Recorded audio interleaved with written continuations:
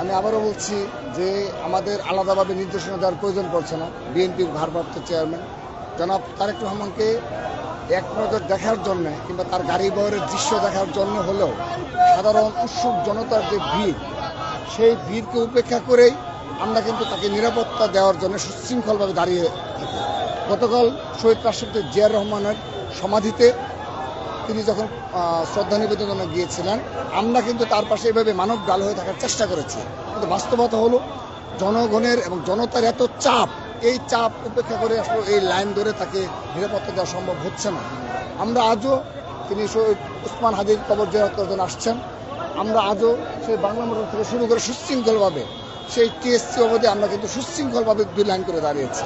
কিন্তু দেখা যাবে হঠাৎ করে সাধারণ জনগণ তার গাড়ির পাশে এমনভাবে ভিড় করে আমাদের লাইনগুলো আর ঠিক রাখা সম্ভব হয় না। তো এটা আমরা পজিটিভলি নিয়েছি।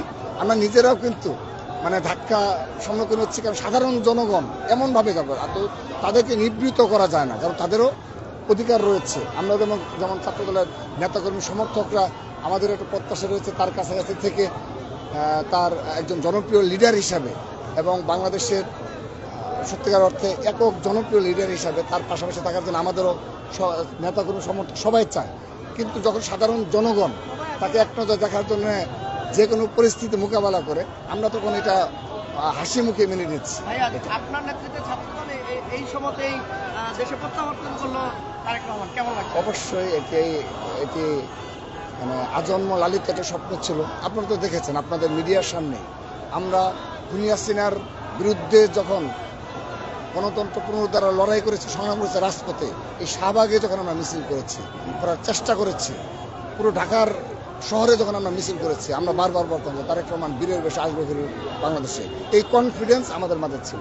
কিন্তু সেই কনফিডেন্স থাকলেও সেই স্বপ্ন বাস্তবায়ন হওয়া, এটি আমাদের সকল পর্যায়ে নেতাকর্মী সমর্থকদের আজন্ম লালিত স্বপ্ন ছিল। কারণ দীর্ঘ সময়, 18 বছর অধিক সময়। তো সেই প্রত্যাশা যখন পূরণ হয়েছে, আমাদের মাঝে স্বাভাবিকভাবেই উচ্ছ্বাস বিরাজ করছে।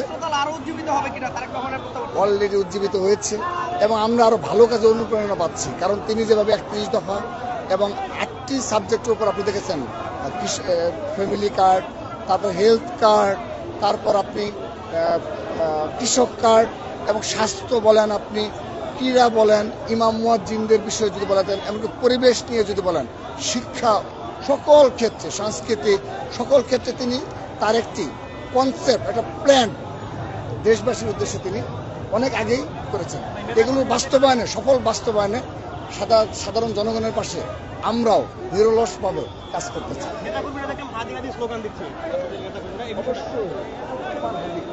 আবেগের জায়গা আমরা ওসমান হাদিকে ধারণ করি, সেজন্যই আমাদের বিএনপির ভারপ্রাপ্ত চেয়ারম্যান কবর জিয়ারত করতে আসছেন। আমরা কিন্তু সেজন্যই অবশ্যই তার পক্ষে স্লোগান দেব এবং তার বিচারের দাবিতে, দেখেন বিচারের দাবিতে কিন্তু আমরাও সোচ্চার রয়েছি।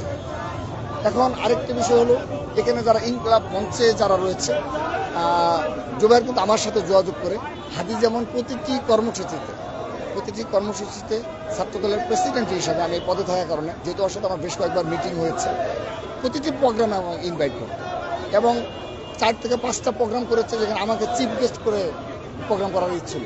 তো যা হোক, আমরা ওসমান হাদিকে হারিয়েছি, কিন্তু তারপরেও আরও যোগাযোগ করছি। কিন্তু আমি ওদের প্রতি একটি আহ্বান জানাবো, আমরা ইনকলাব মঞ্চের প্রতি একটা আহ্বান জানাবো, এই ইনকলাব মঞ্চে কোনো দুষ্কৃতিকারী, কোনো ষড়যন্ত্রকারী যেন প্রশ্রয় যেন না পায়।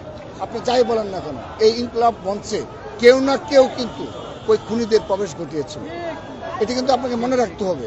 ঠিক একইভাবে আজকের দিনেও যদি আমরা দেখি এই শাহবাগে, আমি কারো নাম উল্লেখ করবো না, ইতিমধ্যে সোশ্যাল মিডিয়ায় আমরা দেখি যে যাদেরই আমরা কিন্তু সন্দেহ প্রকাশ করছি, কোনোভাবেই এই প্ল্যাটফর্মকে ক্ষতিগ্রস্ত করতে দেওয়া যাবে না। ইনকলাব মঞ্চ যারা বিশুদ্ধ বাংলাদেশপন্থী এবং যাদের প্রকাশ্য একটা পরিচয় রয়েছে, তাদেরকেই যেন তারা স্থান দেয়।